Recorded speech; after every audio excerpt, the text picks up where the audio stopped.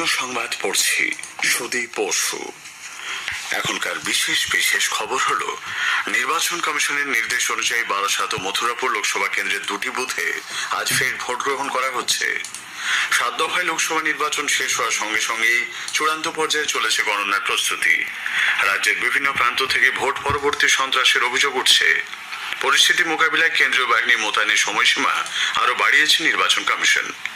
উত্তরবঙ্গের জেলাগুলিতে আগামী কয়েকদিন ভারী থেকে অতি ভারী বর্ষণের পূর্বাভাস আবহাওয়া দপ্তরের। আসছি বিস্তারিত সংবাদে। নির্বাচন কমিশনের নির্দেশ মতো কড়া নিরাপত্তার মধ্যে দিয়ে উত্তর 24 পরগনার বারাসাত লোকসভা কেন্দ্রের দেগঙ্গা বিধানসভার অন্তর্গত 61 নম্বর কদম্বগাছি সর্দারপাড়ার একটি এবং দক্ষিণ 24 পরগনার মথুরাপুর লোকসভার কাকদ্বীপ বিধানসভার অন্তর্গত 26 নম্বর আড্ডির মহল শ্রী চৈতন্য বিদ্যাপীঠ বুথে আজ পুনর্নির্বাচন হচ্ছে। ভোট গ্রহণ শুরু হয়েছে সকাল 7টায়, চলবে সন্ধ্যে 6টা পর্যন্ত। বারাসাত ও মথুরাপুর লোকসভা কেন্দ্রে ভোট হয়েছিল গত শনিবার 7ম তথা শেষ দফায়। প্রসঙ্গত ভোট গ্রহণ প্রক্রিয়ায় অনিয়মের অভিযোগ উঠলে তা খতিয়ে দেখে পুনর্নির্বাচনের নির্দেশ দিতে পারে কমিশন। রিটার্নিং অফিসারদের কাছ থেকে পাওয়া রিপোর্টের ভিত্তিতে কমিশনের এই সিদ্ধান্ত। উল্লেখ্য, ডায়মন্ড হারবার কেন্দ্রের 200-র বেশি বুথে এবং মথুরাপুর কেন্দ্রের 12টি বুথে পুনর্নির্বাচনের দাবি তুলে নির্বাচন কমিশনের দ্বারস্থ হয়েছিল বিজেপি। 7 দফায় লোকসভা নির্বাচন শেষ হওয়ার সঙ্গে সঙ্গেই চূড়ান্ত পর্যায়ে চলেছে গণনার প্রস্তুতি। আগামীকাল রাজ্যের 42টি লোকসভা কেন্দ্রের জন্য মোট 55টি গণনা কেন্দ্র থাকছে বলে নির্বাচন কমিশন জানিয়েছে। সেখানে মাইক্রো অবজারভার সহ 25,000 ভোটকর্মীকে নিয়োগ করার সিদ্ধান্ত হয়েছে।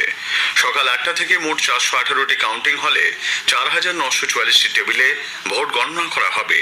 ভোটের কাজে যুক্ত থাকা কর্মীদের পোস্টাল ব্যালট গণনার জন্য 86টি হল থাকছে। 434 জন পুরুষ সহ মোট 507 জন প্রার্থীর রাজনৈতিক ভাগ্য নির্ধারণ হবে আগামীকাল। উত্তরবঙ্গের শীতলকুচি ও দিনহাটা বিধানসভা কেন্দ্রে সর্বাধিক 23 রাউন্ড এবং চোপড়া কেন্দ্রে সবচেয়ে কম 9 রাউন্ড গণনা করা হবে। কলকাতা দক্ষিণ লোকসভা কেন্দ্রের জন্য সবথেকে বেশি 7টি কাউন্টিং সেন্টার রয়েছে। থাকছে ত্রিস্তরীয় নিরাপত্তা ব্যবস্থা। প্রথম স্তরে কেন্দ্রীয় বাহিনী জওয়ানরা নিরাপত্তা দায়িত্ব থাকবেন। দ্বিতীয় স্তরে কেন্দ্রীয় বাহিনী ও রাজ্য পুলিশের সশস্ত্র বাহিনী এবং তৃতীয় স্তরে থাকবে স্থানীয় থানার পুলিশ আধিকারিকরা। মুখ্য নির্বাচনী আধিকারিক ডক্টর আরিজ আফতাব জানিয়েছেন, 92 কোম্পানি কেন্দ্রীয় বাহিনী মোতায়েন থাকছে গণনা কেন্দ্রের নিরাপত্তায়। আগামীকালই অন্ধ্রপ্রদেশ এবং ওড়িশা বিধানসভা নির্বাচন এবং বেশ কয়েকটি বিধানসভার উপনির্বাচনেও ভোট গণনা করা হবে। গণনার গতি প্রকৃতি ও ফলাফল মিলবে নির্বাচন কমিশনের ওয়েবসাইট results.eci.gov.in। এছাড়াও ভোটার হেল্পলাইন অ্যাপের মাধ্যমেও মানুষ ফলাফল জানতে পারবেন। অষ্টাদশ লোকসভা নির্বাচনের ভোট গণনার দিন 4 জুন আগামীকাল আকাশবাণী কলকাতা সংবাদ বিভাগের বিশেষ নিবেদন জনমত 2024 কি বলছে ভোটের ফল। সকাল 10টা থেকে বিকেল 4টে পর্যন্ত ভোট গণনার গতি প্রকৃতি এবং ফলাফল বিশ্লেষণের এই অনুষ্ঠানে হাজির থাকবেন সাংবাদিক, রাষ্ট্রবিজ্ঞানী, অর্থনীতিবিদ, সমাজতাত্ত্বিক এবং বিভিন্ন রাজনৈতিক দলের প্রতিনিধিরা। আলোচনার ফাঁকে শুনবেন নিয়মিত সংবাদ। শোনা যাবে গীতাঞ্জলি প্রচার তরঙ্গে এবং ডিটিএইচ বাংলা পরিষেবায় এবং আমাদের সোশ্যাল মিডিয়া পেজে। ফল ঘোষণার পর সেদিনই রাত 8টা 5 থেকে 9টা পর্যন্ত শুনবেন বিশেষ আলোচনা জনতার রায়। ভোটের ফল নিয়ে সর্বশেষ খবর জানতে আগামীকাল অবশ্যই শুনুন জনমত 2024 কি বলছে ভোটের ফল এবং জনতার রায়।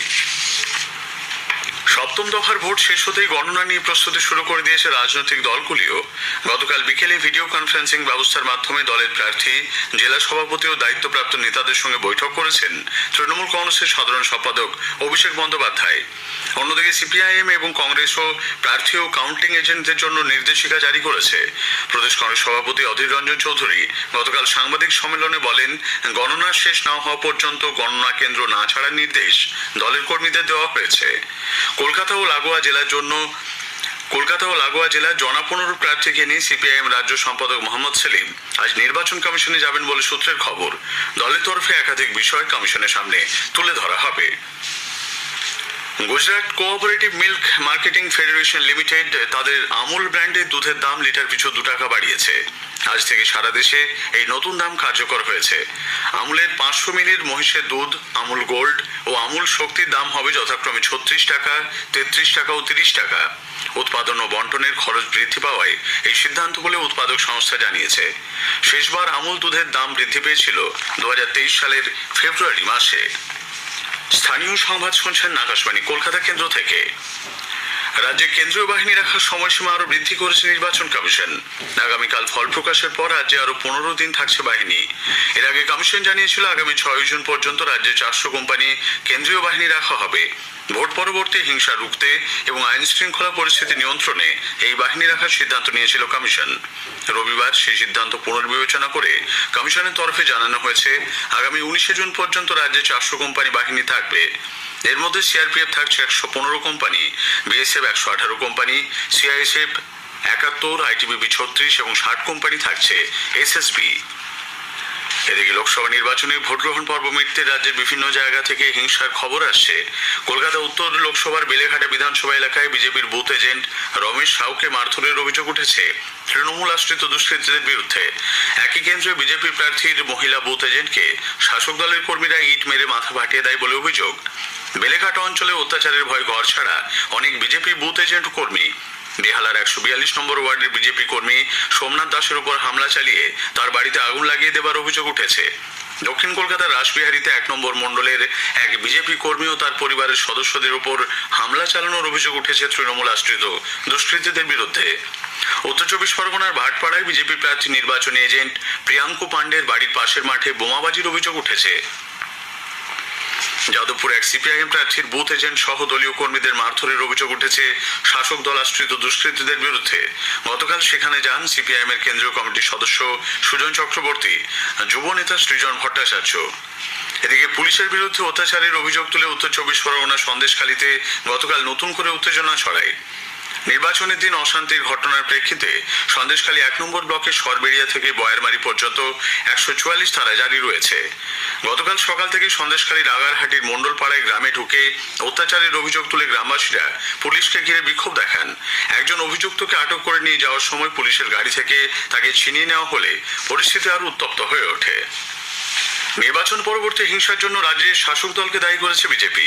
দলের রাজ্য সভাপতি ডক্টর সুকান্ত মজুমদার গতকাল এক সাংবাদিক বৈঠকে বলেন, এখন ভোট পরবর্তী হিংসা বসিরহাটে শুরু হয়ে গেছে, নদিয়াতে শুরু হয়েছে, দক্ষিণ কলকাতা অর্থাৎ কলকাতার প্রাণকেন্দ্র সেই জায়গায় সেখানে আমাদের কর্মীদের মাথা ফাটানো, ধমকানো, চমকানো এগুলো শুরু হয়েছে। কারণ তৃণমূল কংগ্রেস বুঝতে পেরেছে তাদের সময় আসা। আমি কিন্তু পরিষ্কার এই গুন্ডা মস্তানদের বলে দিতে চাই যে বিজেপি ক্ষমতায় আসছে এবং বিজেপি ক্ষমতায় আসার পর বিজেপির কোন নেতাকে ধরে, বিজেপির পতাকা ধরে, ঝান্ডা ধরে বিজেপিতে আসলে পরে কিন্তু বাঁচবেন। সন্ত্রাসের অভিযোগ খারিজ করে তৃণমূল কংগ্রেসের মুখপাত্র শান্তনু সেন বলেন, রাজ্যের মানুষ তৃণমূল কংগ্রেসের উপর আস্থা রেখেছেন। বাংলায় তৃণমূলের জয় জয়কার হবে, বিজেপির ভরাডুবি হবে, সেই জন্য ভয় পেয়ে তিনি এই ধরনের কথাগুলো বলছেন। ভোট পরবর্তী সন্ত্রাসে তৃণমূল কংগ্রেস যুক্ত থাকে না, তার কারণ তৃণমূল কংগ্রেস জানে যে মানুষের আশীর্বাদে তারা জিতবে।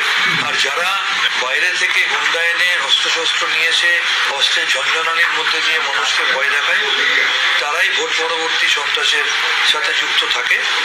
এবং উত্তরপ্রদেশের বুলডোজার রাজের কথা তারা মানুষকে ভয় দেখাচ্ছে। তারা জানে না যে বাংলার মানুষ এই বুলডোজার রাজের বিরুদ্ধে যোগ্য জবাব প্রত্যেকটা নির্বাচনে দিচ্ছে। রামকৃষ্ণ মিশনের সেবক হাউসে সন্ন্যাসীদের উপর হামলার ঘটনায় মূল অভিযুক্ত প্রদীপ রায় 3 দিনের পুলিশ হেফাজত হয়েছে। গতকাল তাকে জলপাইগুড়ি জেলা আদালতে তোলা হয়। এই হামলার ঘটনায় মোট 7 জনকে পর্যন্ত গ্রেপ্তার করা হয়েছে। এদিকে প্রদীপ রায়ের গ্রেপ্তারি লোক দেখানো বলে শিলিগুড়ির বিজেপি বিধায়ক শঙ্কর ঘোষ মন্তব্য করেছেন। পুরুলিয়ার ঝাপড়া 2 নম্বর গ্রাম পঞ্চায়েতের রানীপুর রেলগেট লাগোয়া এলাকায় এক ব্যক্তির অর্ধদগ্ধ দেহ উদ্ধারকে কেন্দ্র করে চাঞ্চল্য ছড়িয়েছে। স্থানীয়রা রাস্তার পাশে একটি ঝোপের মধ্যে দেহটি পড়ে থাকতে দেখে থানায় খবর দেয়। অন্য কোথাও খুন করে দেহ ফেলে রাখা যাওয়া হয়েছে বলে অনুমান পুলিশের। পশ্চিম বর্ধমানের কুলটির নিয়ামতপুর ফাঁড়ির চীনাকুড়ি সোদপুর এলাকায় একটি জলাজমি থেকে এক মহিলার পচাগলা দেহ উদ্ধার হয়েছে। সুমন কুমারী নামে ওই মহিলা 3 নম্বর নুইয়াপাড়ার বাসিন্দা। গত 28 মে প্রাতঃভ্রমণে বেরিয়ে তিনি নিখোঁজ হন। দক্ষিণ পশ্চিম মৌসুমী বায়ু আর অগ্রসর হয়ে উত্তরবঙ্গের জেলাগুলিতে পৌঁছেছে বলে আবহাওয়া দপ্তর জানিয়েছে। এর প্রভাবে আগামী 2 দিন উত্তরবঙ্গের 5 জেলা এবং উত্তর দিনাজপুরে ভারী বর্ষণের পূর্বাভাস রয়েছে। আবহাওয়া দপ্তরের বিজ্ঞানী সৌরিশ বন্দ্যোপাধ্যায় আকাশবাণীকে জানালেন, আগামী 2 দিন বিক্ষিপ্ত বৃষ্টির সম্ভাবনা দক্ষিণবঙ্গের জেলাগুলিতে। 2 থেকে 3 তারিখের মধ্যে কিছুটা বেশি পশ্চিমের জেলাগুলির মধ্যে এক জায়গায় দমকা হাওয়া বজ্রবিদ্যুতের সম্ভাবনা থাকে। তাপমাত্রা আগামী 2 দিন খুব একটা চেঞ্জ নেই। তারপর পরবর্তী কয়েকদিনে দিনের তাপমাত্রা 2 থেকে 3 ডিগ্রির মধ্যে বাড়ার সম্ভাবনা দক্ষিণবঙ্গের। উত্তরবঙ্গের ক্ষেত্রে আগামী 24 ঘন্টায় জলপাইগুড়ি, আলিপুরদুয়ার, কোচবিহার এই জেলাগুলো দু এক জায়গায় ভারী থেকে অতি ভারী বৃষ্টির সম্ভাবনা, কালিম্পং এই জেলাগুলো দু এক জায়গায় ভারী বৃষ্টির সম্ভাবনা রয়েছে। শেষ করার আগে স্থানীয় সংবাদে বিশেষ কিছু অংশ আরো একবার। নির্বাচন কমিশনের নির্দেশ অনুযায়ী বারাসাত ও মথুরাপুর লোকসভা কেন্দ্রের দুটি বুথে আজ ফের ভোট গ্রহণ করা হচ্ছে। 7 দফায় লোকসভা নির্বাচন শেষ হওয়ার সঙ্গে সঙ্গেই চূড়ান্ত পর্যায়ে চলেছে গণনার প্রস্তুতি। স্থানীয় সংবাদ শেষ হলো।